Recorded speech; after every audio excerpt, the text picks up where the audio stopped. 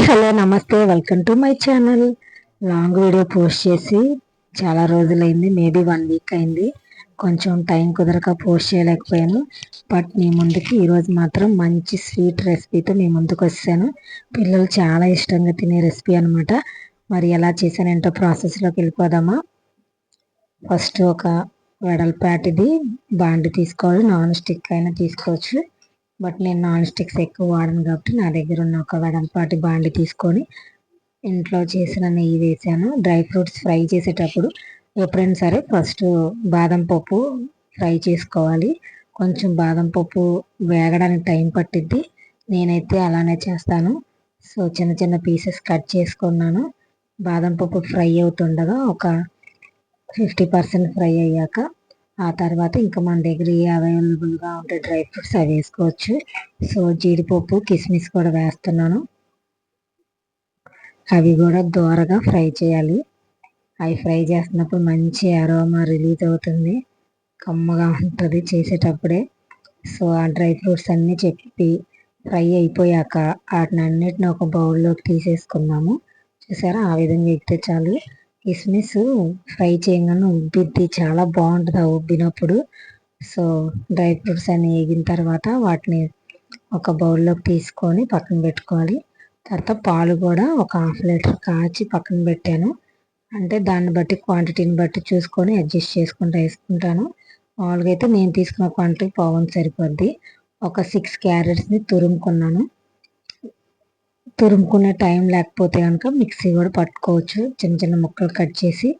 అది చేసే కంటే ఇదే బెటర్ తురుముకోవడం. సో అదే బాండీలో డ్రై ఫ్రూట్స్ పక్కన పెట్టిన తర్వాత ఇంకొంచెం నెయ్యి యాడ్ చేసి ఈ క్యారెట్ అంతా దాంట్లోకి షిఫ్ట్ చేసేసుకున్న తర్వాత ఈ క్యారెట్ అంతా పచ్చి వాసన పోయేదాకా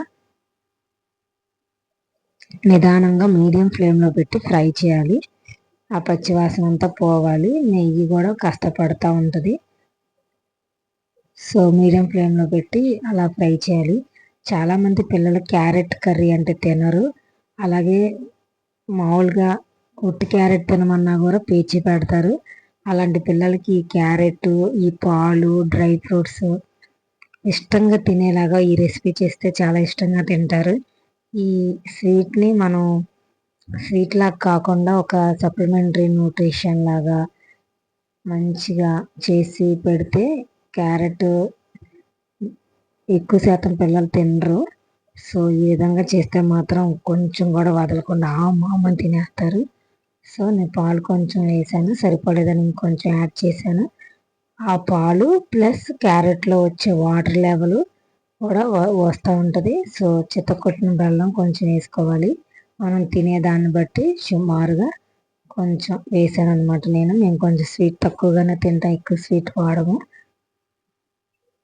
సో చూసుకొని సుమారుగా మనం తినేదాన్ని బట్టి, చాలకపోతే లాస్ట్లో టేస్ట్ చేసి చాలకపోతే స్వీట్ని యాడ్ చేసుకోవచ్చు. అప్పుడు బెల్లం కరగడానికి టైం పట్టింది కాబట్టి ఒక 2 స్పూన్స్ షుగర్ యాడ్ చేస్తే సరిపోద్ది. కానీ పిల్లలకి ఎక్కువ శాతం షుగర్ని అవాయిడ్ చేయండి, ఎక్కువ జాగ్రీ పెట్టడానికే చూడాలి. సో బెల్లం కరిగింది, ఆ పాలు ప్లస్ క్యారెట్లో ఉన్నటువంటి వాటర్ లెవెల్ వచ్చింది. చూసారా, క్యారెట్ కూడా చక్కగా మగ్గుతుంది. సో అలా మగ్గుతూ ఉంటుంది మీడియం ఫ్లేమ్లో. ఈలోపు స్వీట్ సరిపోయిందా లేదా అని ఒకసారి నేను టెస్ట్ చేశాను, నాకైతే సరిపోయింది. సో అలా ఉడుకుతూ ఉండగా చక్కగా దగ్గరికి పడేలాగా చేయాలి. ఇలా చేస్తే పిల్లలు క్యారెట్ని చాలా తింటారు. క్యారెట్లో విటమిన్ ఏ ఉంటుంది కాబట్టి కంటికి చాలా మంచిది.